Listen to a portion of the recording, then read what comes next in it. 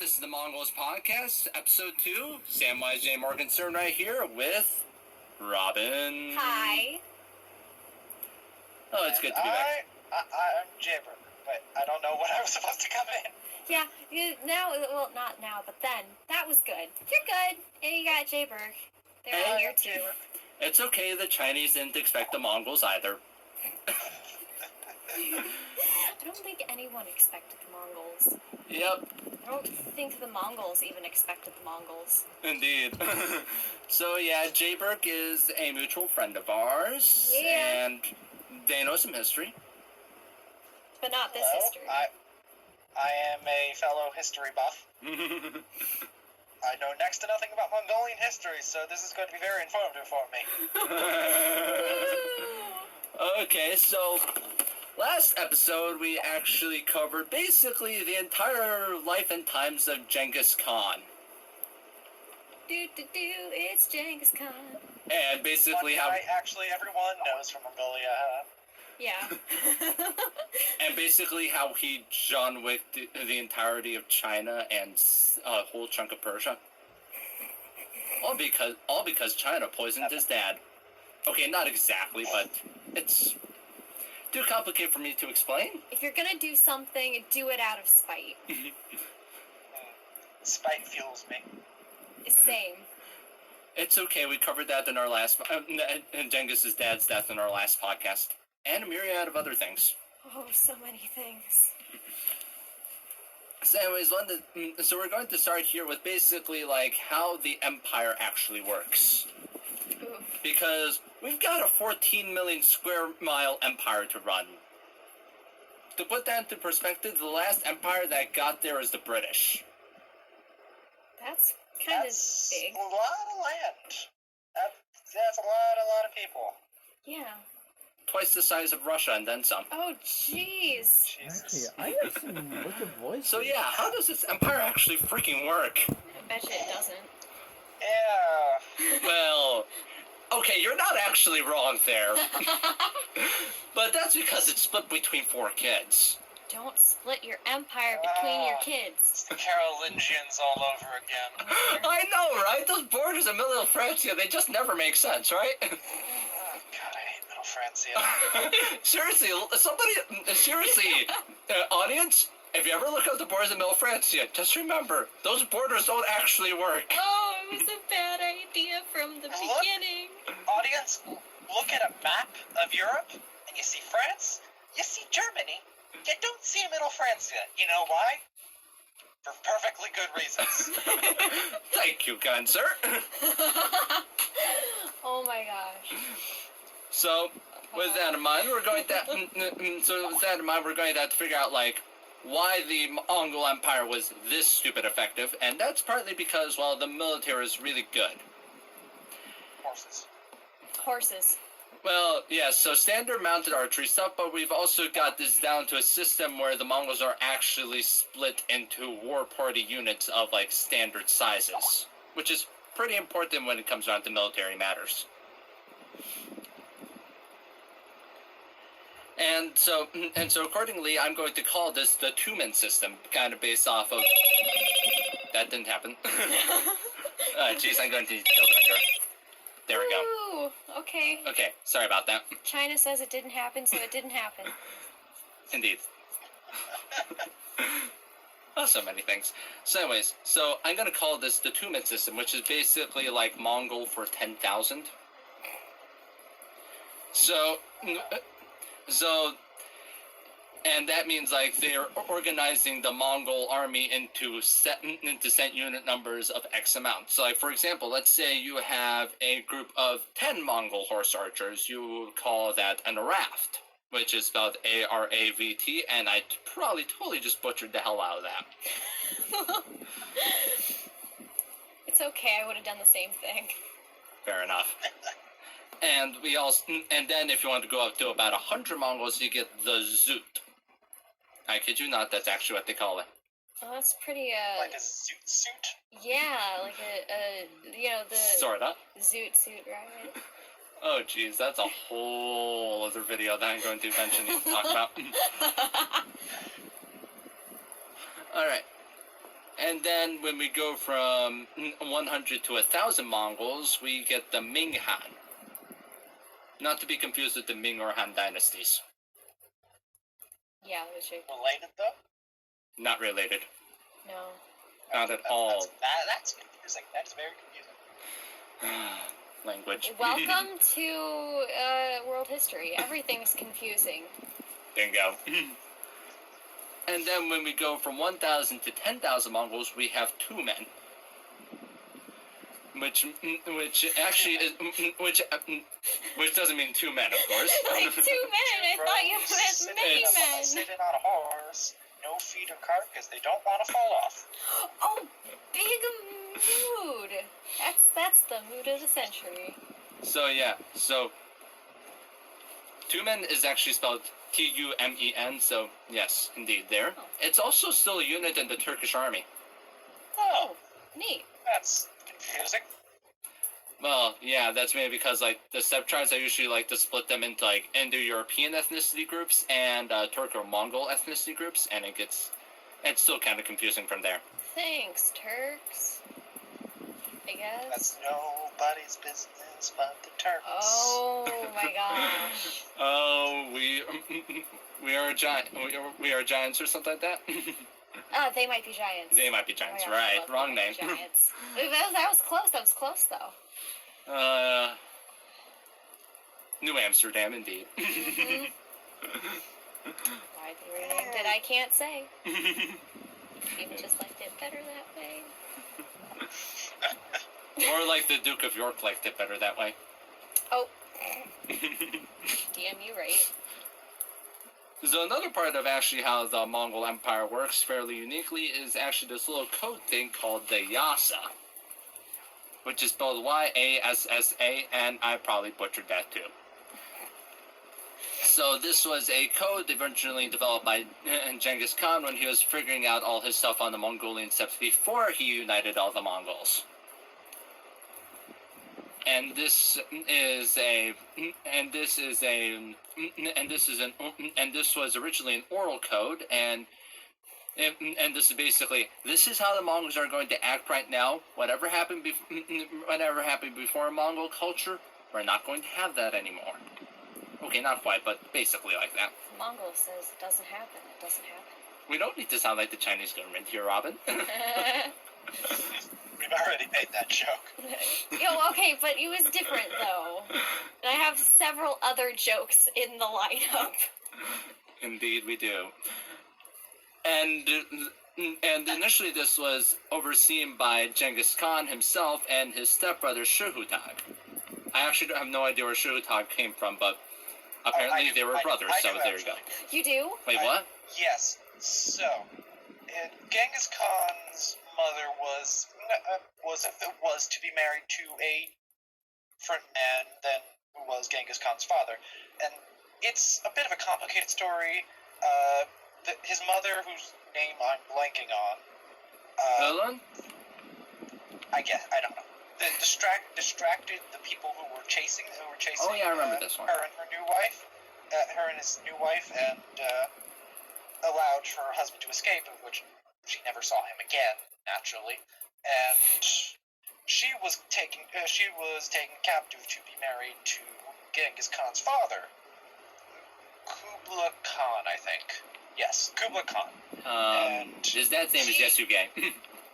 Never mind then. Okay, I am mixing up too many people.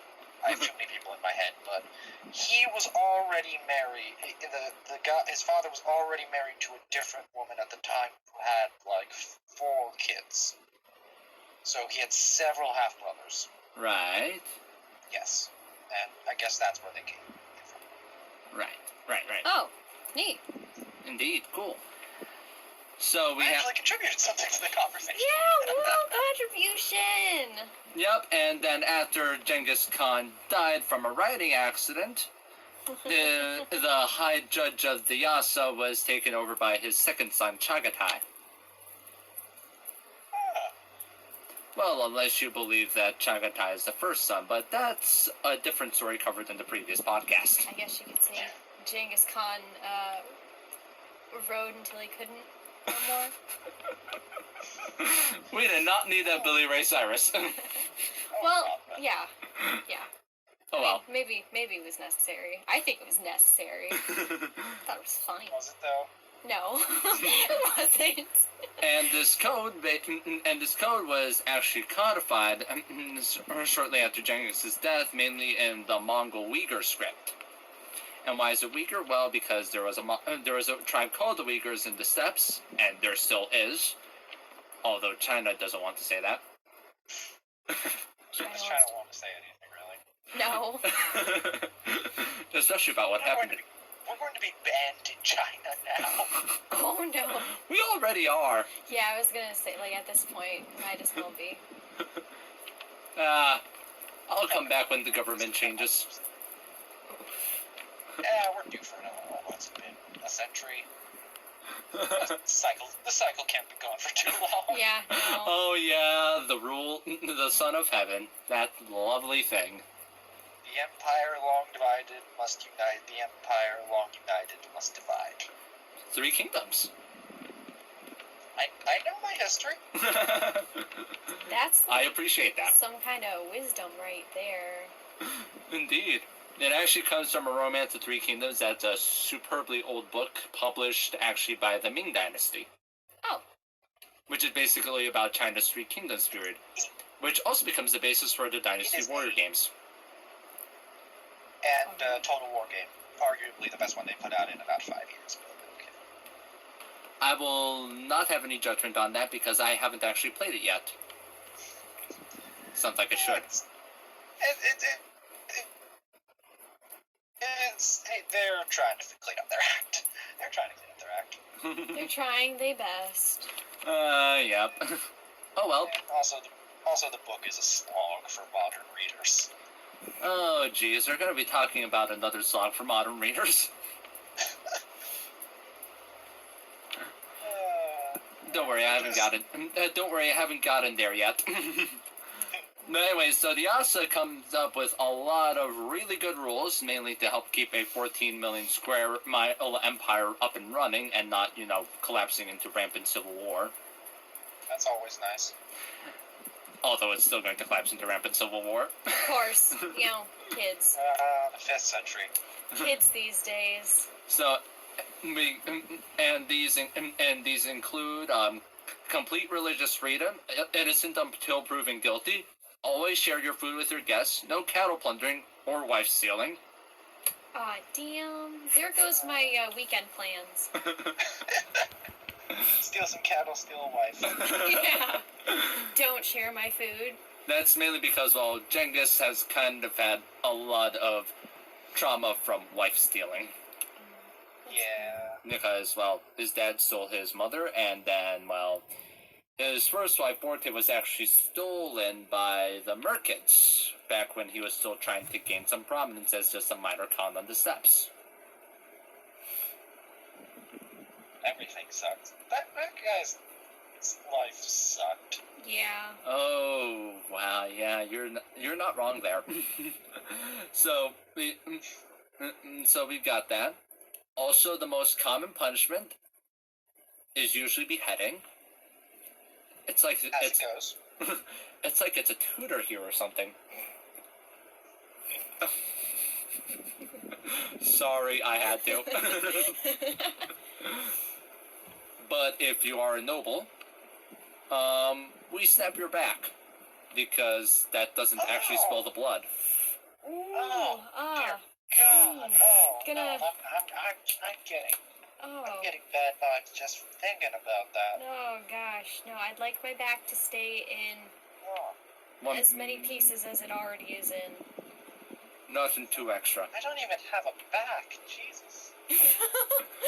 Are you just in a disembodied voice? You have no evidence of anything otherwise. You know what? You're right. You're right. Indeed. You're right. And also, if you're part of the Mongol Empire, you have to actually have the enemy king that you're fighting a war against submit to the Great Khan before he makes peace with you. otherwise, that Great Khan might be making sure that that unsubmitted king is not alive. Okay. He might be ending up with a snapback or some silver down his throat. Why'd you have to mention the silver? Oh no! Oh Thrones is bringing back Game of Thrones memories. no! That's actually from our last podcast, but that's a totally different traumatic story. Oh, what? I may There's- have only skimmed the last podcast in preparation for this, I'm sorry. That's a whole some dude bro got molten silver Pour down his- poured down his throat. Yeah. Oh. Yeah. Yeah, Are we this talking is about Game of Thrones still? this is why I credit the Mongol Empire with inventing diplomatic immunity. Which they basically did, because basically the idea is and basically the story down there was Genghis was sent an ambassador down to Persia. The ambassador from Persia was supposed to go there, pick up a couple goods, come back, talk about Persia, not do anything else. Let's just say the ambassador from Persia did not come back, Well, and Genghis was kind of pissed because, or not. and he was like, hey, Persian governor, what happened to my diplomat? I may or may not have killed him and taken his goods.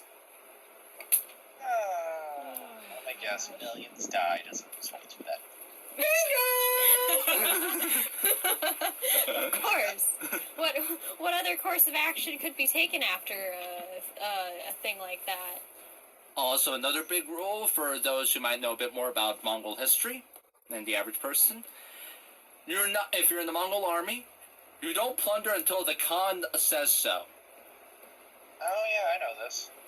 And that's mainly because, Genghis is trying to break the cycle of plunder or cycle of violence, whatever you want to call it in Mongolia.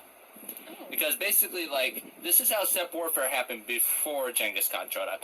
You basically show up, you maybe kill someone, but mostly you're just stealing their stuff. And that allows time for I like stealing stuff.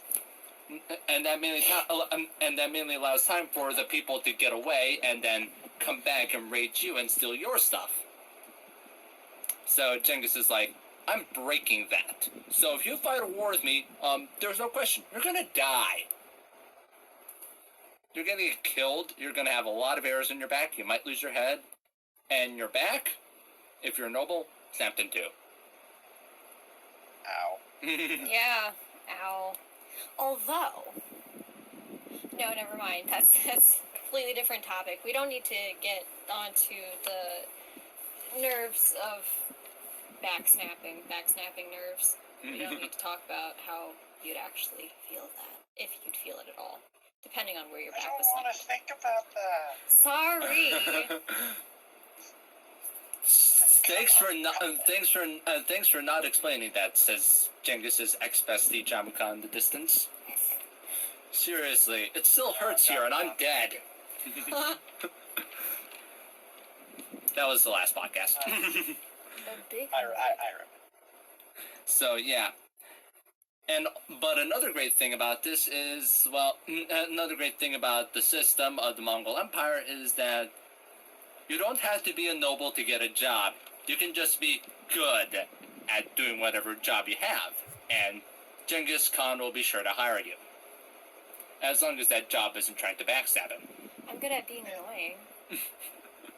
Could I just... I'm sure Genghis could just say, you're my court jester, maybe? Makes the same joke over and over again, but with different voice inflections, so it sounds like I'm telling a different joke, but I'm not. Good one. Say it in the German language. Seriously, Genghis has sometimes the weirdest job interviews for all his generals. One time, one of his best generals, Jeb, or Jeeb, whatever, I'm butchering the pronunciation. It's Gebe, and I have no idea how it works. Well, at least it's not geeky. So, anyways, Jeeb was actually... Wait, what? I have no idea. Don't worry about it. So anyways, So Jeeves, job interview for being one of Genghis's best generals. Hey, I was actually fighting a battle for one of Genghis Khan's enemies. I was on their side, and I shot Genghis Khan off of his horse. And what'd you get out of it? Genghis didn't kill me and actually gave me a job. What? Yeah, I'm serious. Oh, that's And where did that's this a way to recruit talent. and where did this general come from, Genghis? Oh, this one? Yeah, he broke me out of prison way back.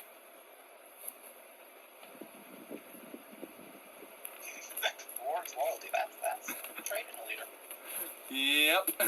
Yeah, if I was gonna have a super awesome, I guess, like, Bureaucracy. yeah, like, group of people who do things, like, I'd want it to be the people who are good at doing things, Yeah, because like, if that That- makes sense. well, yeah, but the big thing here is that all of these guys that Genghis appoints are virtual nobodies. These guys would not have been a blip on the history books if it weren't for Genghis. So Genghis makes them important because he found that they were good at what they did. And that's kind of a really good way to ensure that your bureaucracy is super loyal to you because, well, you gave them the job, but you can also take it the hell away. Need me a man like Genghis Khan. Can I just go back in time and I don't know, be like, hey, I can be a wife. How many do I have at this point? 20? 30? I've lost count. I will be one of the many wives. Yeah. Yeah, Genghis has a lot of wives and a lot of kids and a lot of grandkids and a lot of great-grandkids. Actually, somebody did the math on, like, how many great-great-great-great-grandkids that Genghis Khan has, and it's like 5% of the population of India. bingo. 5% Yep. of the population of India, I think. You have hey, if you're Asian, you have a 0.5% chance of being related to Genghis Khan. They track this? Well, apparently the genealogists were checking all the X chromosomes of the applicants.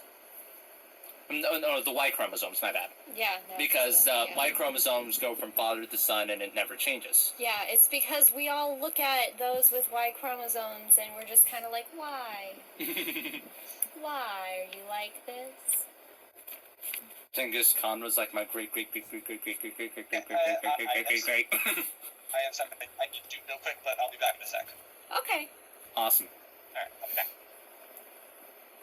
Do, do, do, do, do. Gonna pause the recording. Yes!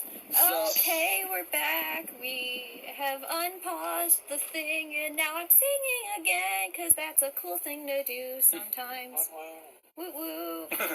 Alright, so now we've gone through that. Another big thing here is, well, the Mongols have a really good messaging system.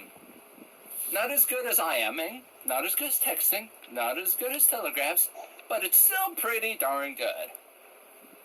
Basically, it's the world's second Pony Express before the actual Pony Express hits the town.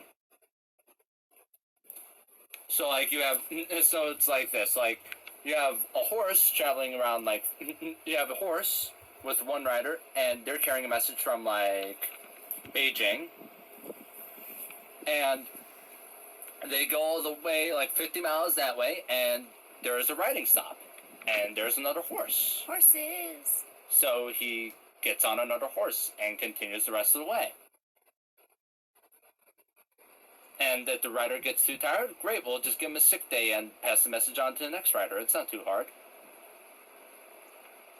Neat. Yeah, it's just Margaret's way of giving it to the next guy. Yep. And also, travel is super duper safe in Mongol Empire. You can basically wander all the way from Constantinople to Beijing without getting robbed. Really? Istanbul and Constantinople. Man, I really like not being robbed. Yeah, basically all you have to do is go to check with the customs official, and they'll hand you a bronze passport called a paizhi, I think. Yeah, something paizhi. like that. So they're going to have that passport, and they basically can go wherever the heck they want in the Mongol Empire. And they are safe. If you're wondering, that's going to bleed into diplomatic immunity. So yeah, good stuff. And now with that in mind, we're going to get to the next part of this podcast, which I'm going to call Marco! Polo! Oh! You guys are supposed to say bubonic plague! Maybe you should have briefed us before that. I got briefed, but I'm just a butt. Fair enough. Anyways, back to the story. I also panicked. So yeah. So about those bronze passports. They're going to be used very famously by one very famous man from Venice, known as Marco. Bubonic plague. Okay, you were supposed to say Polo that time, but okay. Polo! I thought I was just being a shit.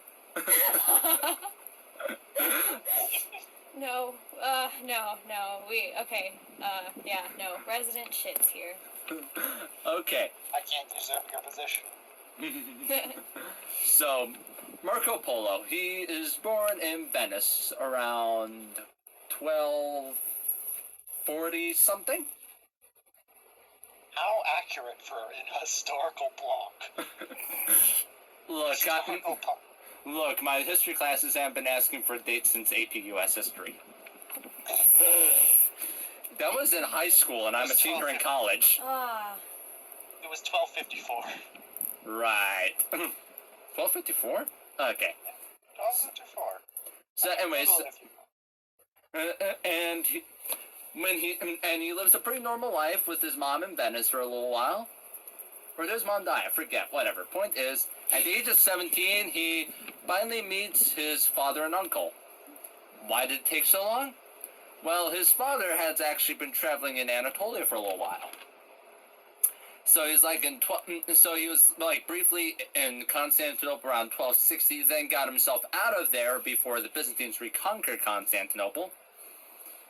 Why are they reconquering it? Because the Fourth Crusade is a freaking mess. If I recall correctly, they left shortly before the Byzantines either gouged out the eyes or killed all the Venetians in the city, so... yep. Gouged out the eyes, definitely that part. So yeah, it ain't pretty. So his father and uncle Niccolo and Maffeo, they eat themselves all the way to Crimea, and then they eventually go back to Venice, and they're like, "Hey, Marco, what's up?" I'm 17. Holy crap, you grew. Oh, right, I forgot something. Travel's really slow. So slow. Yeah. So, hey, kid, I know it's our first time meeting. Ever. But want to go to China? Because I actually got this mission last time I was there in China with Maffeo here, and we're supposed to bring back a bunch of holy scholars and some oil from the Church of the Holy Sepulchre. And if I recall correctly, they were not able to get those scholars because there was no pope to sign off on it. Yep. Yeah, the Pope. The Pope. The For medieval lack of Pope one. is just... Painlessly. The medieval Pope is just all over the Hexaf Acre. Oh. One moment he's chilling in Rome, and the next moment he's screaming Deus Vult somewhere in the middle of France. And another one, he's turning the Vatican into a sex palace. Oh, you know what? That's what I would do if I was the Pope. Or you can believe the conspiracy that there is a Pope that was also a girl. But another Pope was a girl. Yeah, seriously, that is actually conspiracy. Look up Pope Joan. That is just some weird ass history stuff. Like, to the point where, like, the historical record actually describes her giving birth while she's still Pope. Don't know how the hell that happened, but okay. Well, you know what? You have noticed, like, a bump a couple months before this? Like, just simply a bump. You can just go into exile. This is also true. Just go into exile and be like, hey, I'm meditating, no one bother me. Indeed.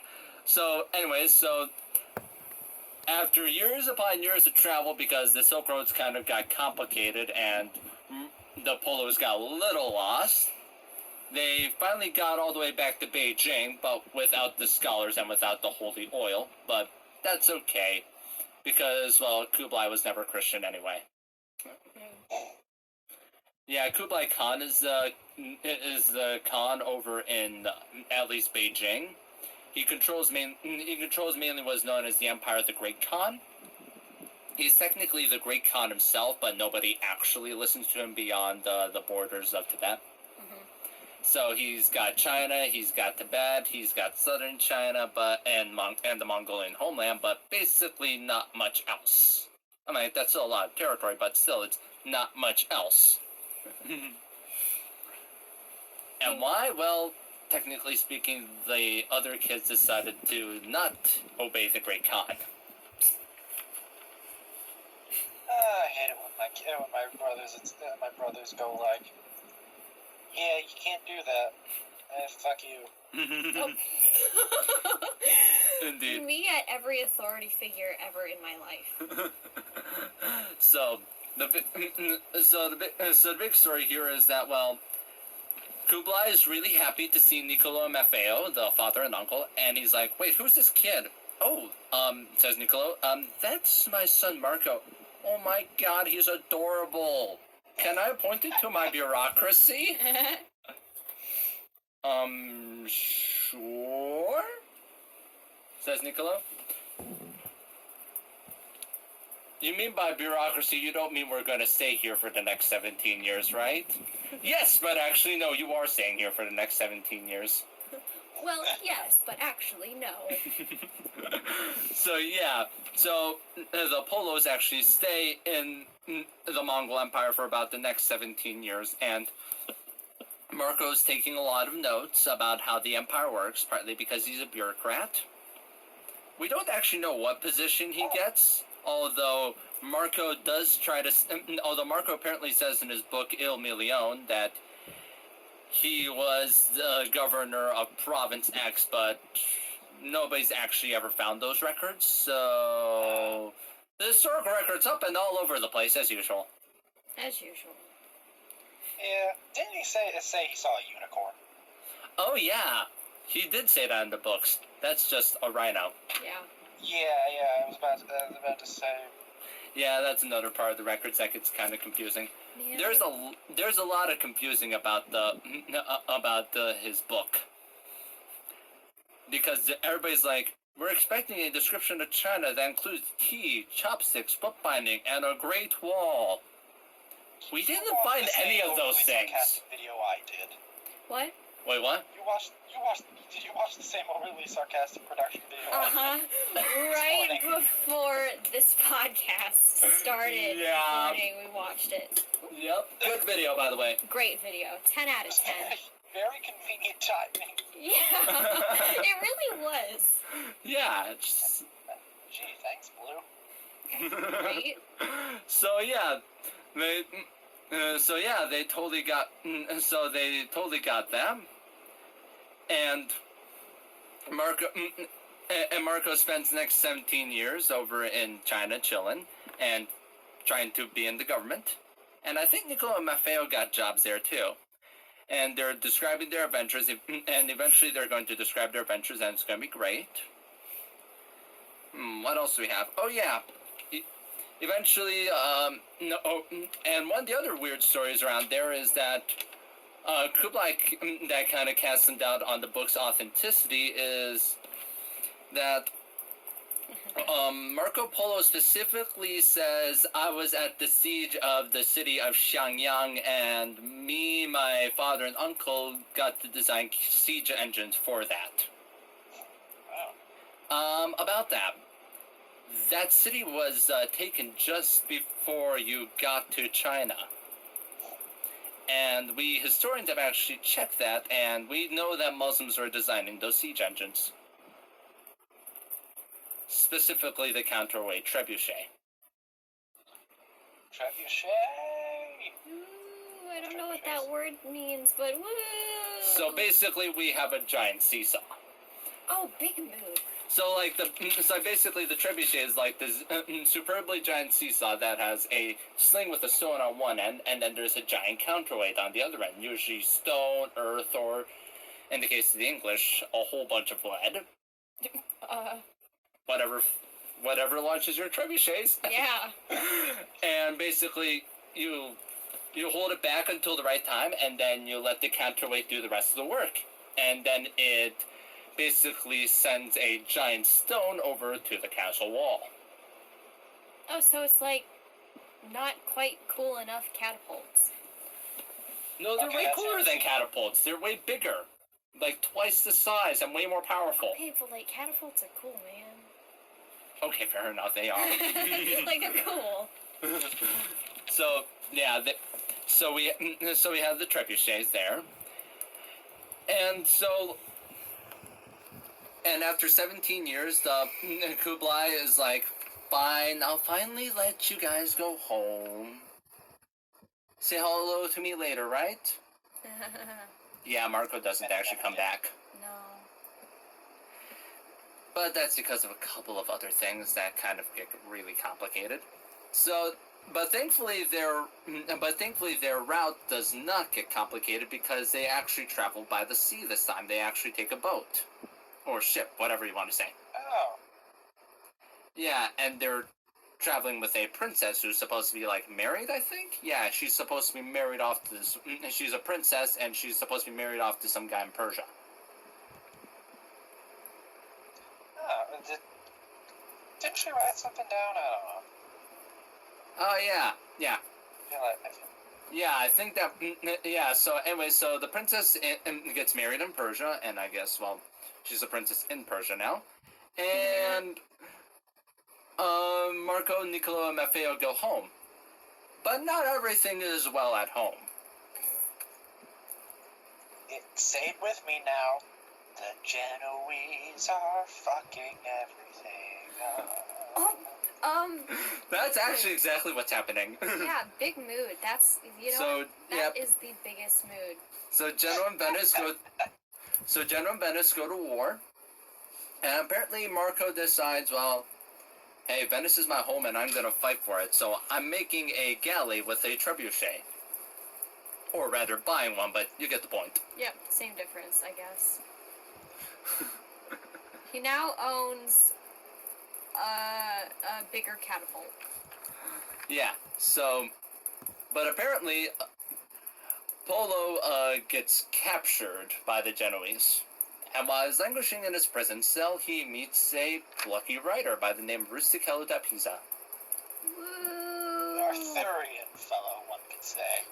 Oh, that's putting it mildly. So basically, like, for the next few years, while Polo's languishing in his prison cell, he actually recounts to Rustichello da Pisa, his cellmate, about his adventures in China. And Rustichello's like, this is really cool. Hey, Marco, do you need a writer? Because I can totally do this stuff. What's the last thing you wrote? This thing about King Arthur?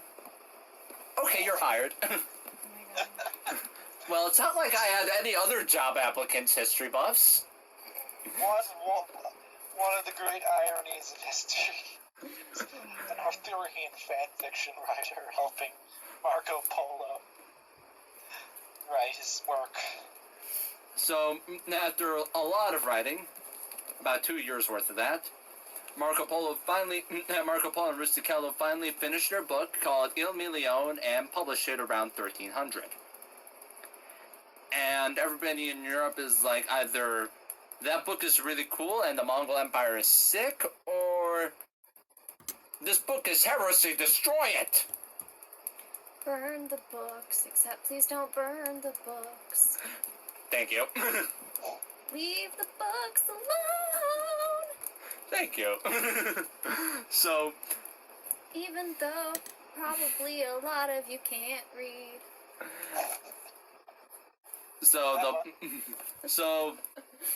What can I say? I'm Jared 19 and I never learned how to fucking read. I am also Jared 19 and I never fucking learned how to read.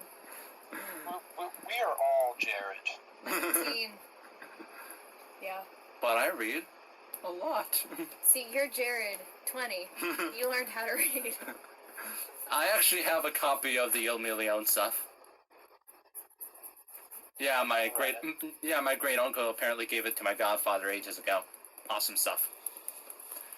Although it's really hard to read because, well, basically, like the whole thing, it's like, here's a city, here's its king, here's all the stuff they do in said city, including how the Tibetans have sex. But here goes. Oh, jeez. That's way too many details, Marco. Save. I'll read those details. I will. I will. I guess I'm only speaking for myself. I want to know how the Tibetans do the do. So, anyway, so Marco does that, and so the book gets published, and there's a lot of stuff there, and everybody's like, it's either great or it's heresy, and finally a priest comes to Marco's funeral around like 1317 or something like that. I actually forget. My point is, Marco's on his deathbed, he's very old, and the priest is there, and the priest is like, please tell me your book was fake. And Marco, just casually sipping his tea, is like... As he dies. As he dies. Says his last words, I haven't told you half of what I saw. Big mood. You know what? Seriously, some of the best last words in history. Spite. Spite. This goes back to the beginning. We've come full circle. Spite. So, with that in mind, so that leads to a lot of people speculating on whether Marco Polo even existed, much less whether he went to China, and whether all his stuff all the stuff he said actually happened. Who cares? So we found Chinese and Persian records of him traveling. We've also found his will, Oh. Neat. which specifically says, hey, I have this slave that I got back when I was in the Mongol Empire. He is to be freed. Oh, Was that's he nice. freed? And also another conversation about how we're pretty sure that he went to China. He apparently had a vague description of Japan while he was there. Oh, Notoriously vague because, keep in mind, the Mongols weren't going to set foot in Japan. that was two typhoons kind of sealed the deal for them. No. Yeah, it's like, we're going to invade! Okay, says Japan. And then Mother Nature's like, did somebody say invade Japan? Yes, said the Mongols. Okay, I just sunk your ships with a giant outer season typhoon. No one can invade Japan yet. The Americas haven't been discovered. This is No true. one ever would. Don't worry, we'll just nuke them into pacifism later, said the US. Yep. Yep. Rice cookers now. Rice cookers in 1945. Oh my gosh. Sorry, I had to. This is why we don't like white people.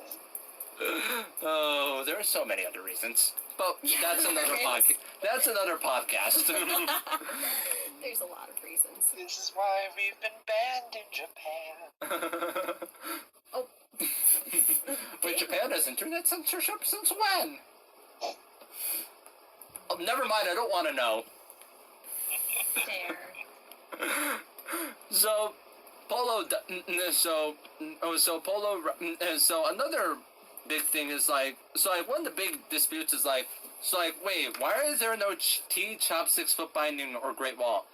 Actually, says historians, we can explain the Great Wall thing because, It wasn't that great. yeah. It wasn't, because you see, here's the thing. The Great Wall isn't exactly existing at this point. What happened there? Okay, so the original Great Wall was built by the first emperor, and it was kept up sort of by the Han Dynasty, but everybody else kind of found that it was superbly expensive. So everybody was like, nope, we're not building that. And how long before Marco Polo was the building of the first kind of sucky wall? Try 210s BC. Wow, that's a long time ago. That's a very, very long time ago. Very, very long time ago. okay, fair enough. So yeah, the wall is either not there or in very terrible shape, and the wall we see of today is mostly Ming Dynasty creation. Just like a speed bump. Like, not like the current Great Wall, but like the old Great Wall. I was just. I mean, like, to be fair, the new Great Wall is also a speed bump.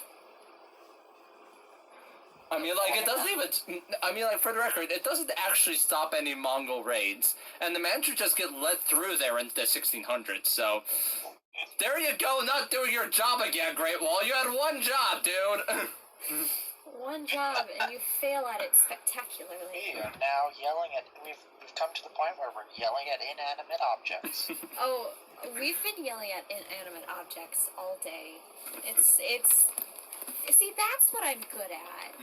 Like, hey, Genghis Khan, do you need someone to yell at inanimate objects all day? Great, I'll just make you my jester and you can do that. Yeah, so we've got all that. And another thing is what I'm going to call here basically European history's version of Infinity War. Because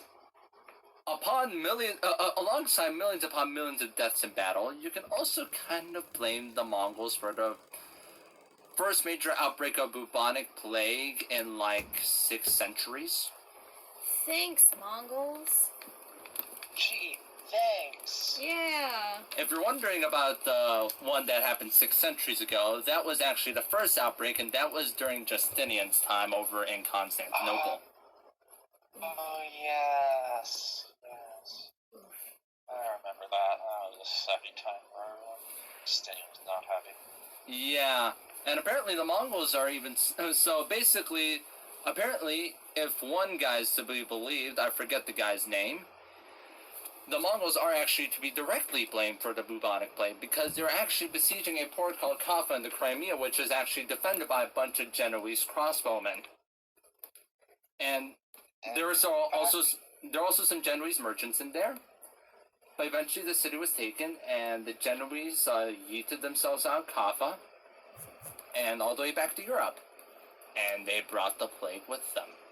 Because you see, the Mongols actually had a plague outbreak while they were doing the siege, and one of the big reasons why they were eventually able to take the city was that they actually took the heads of the soldiers that died during the plague and put them in catapults, and then Flung them across the wall. Just yeet. bingo! This bitch diseased. Yeet. So we've got plague infested Kaffa, which eventually leads to a bunch of plague infested Genoese coming home to do some plague infesting Europe. But there is a bit of a complication with that story. That story doesn't actually show up until about a century after the outbreak of bubonic plague. So we have no idea why it actually happened. Aside from maybe Mongols. Maybe the Mongols? Because you see, the Mongols actually opened up some trade routes. The Silk Roads, that famous trade route, had actually been in defunct position for centuries, right up until Genghis was like, yeah, we're gonna make it happen again. So with increased communication came increased amounts of disease outbreaks. I do love disease outbreaks. Yeah. So it basically goes all over Europe, minus a very small part of Poland, and kills about like... See into space. Poland. Oh my gosh. Poland, like that one part of Poland's just like watching the world burn around them. It's like, this is fine. This is fine. This is 100% fine. We're fine. And then it's like, okay, so the plague is over. It's 1350 something? What happened to our population? The plague. The plague happened. Like, seriously, like 25, like, this is no joke, like 25 million people died from the plague in Europe. And that's just in Europe, because keep in mind, China had some outbreaks, the Mongols had their own outbreaks, everybody was getting the plague. Well, except for Egypt, because it was not having any Mongols in Egypt. Mongols weren't allowed in Egypt. For a very good reason that will be covered in a later podcast. Oh, nice. So, Yeah. So a bunch of people died in the plague. And surprisingly enough, if you technically check the history books, that was sort of a good thing. Okay. Why? I'll explain. It's all about the feudal system. Oh, jeez. So, like, you have peasants at the bottom, and a whole bunch, and the king at the top, with a bunch of nobles and clergymen in between. Yeah. And the thing is, since we chopped Europe's population in half, that means there's about half as many nobles, and half as many peasants, and half as many clergymen, and so on. Mhm. And that means that, yes, technically the peasants have technically more workload, but they also have less people to worry about. So they're like, "Hey, nobles, since so many of us died, could we have some rights?" And the nobles are Rights like, King broke. "Fine, just don't kill us or anything." Peasants laugh in French Revolution 400 years later. Oh my gosh. Hey guys, we have rights. In 400 years, let's revolt against the French. Oh boy, that's a great idea. What's that gonna do? Guillotine some kings. Well, I mean, like, because the French Revolution kind of was a sucky thing. Well, we first guillotined the king, then guillotined the queen, let their son die of tuberculosis, and then we let Napoleon take over everything. Oh god, Napoleon. Honey, you weren't smart. Like, you were smart, but you weren't smart. I'm going to need to eventually have a podcast about Napoleon, but that's going to have to be separate from the Mongols for obvious reasons. Like, I'm shorter than you, too and many I'm also podcasts. smarter than you. There are too many podcasts. Indeed. Some of them are good, and some of them suck. I've listened to some very sucky podcasts in my life. One of them is not the second one. But one of the podcasts is Nightmail, which is out there. I will not have this explained to me. Listen to Nightmail. I wouldn't say that's the worst podcast out there. No. I'm saying it's the greatest. Oh, okay. I was about to say, well, I mean, that's an interesting opinion considering. How do we know each other? Yeah, that's kind of why I was like, what?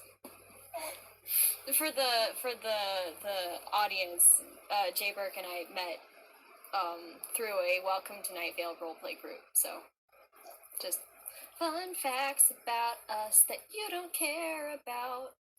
Indeed. So we've got a bunch of people dying from the plague. Oh yeah, and it's not like the Mongol Empire is in great shape either. What do you mean? We kind of split it between the kids. Oh God, the kids! We made this joke.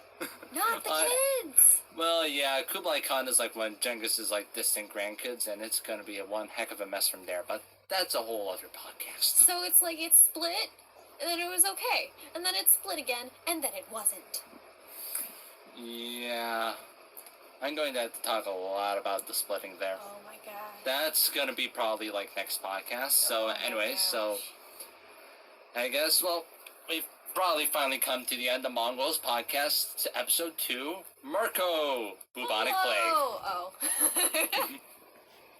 Wow, I screwed that one. Probably should have been mentioned. Yeah, we should.